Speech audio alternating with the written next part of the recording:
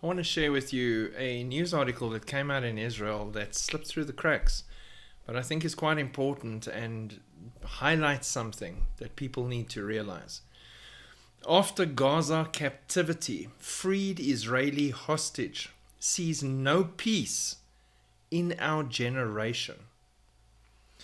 I believe that peace is something that we can achieve, but after I saw the magnitude of hatred that they grew up upon and that they are growing their children upon, it is really clear that at least in our generation, it won't be possible, he said.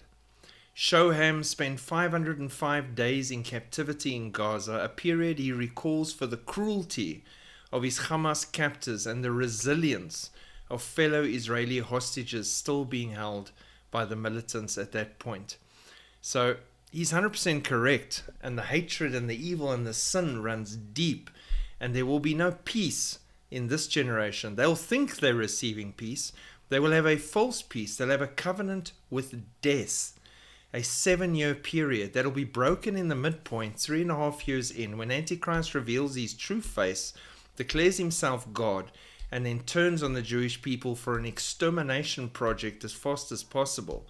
And many will die. So this generation won't know peace until Jesus Christ comes back, puts everything right, and reigns in peace for 1,000 years. There will be no peace without Jesus Christ. Isaiah 9 verse 6 clearly says, "For unto us a child is born, unto us a son is given, and the government will be upon his shoulder, and his name will be called Wonderful, Counselor, Mighty God, Everlasting Father, Prince of Peace."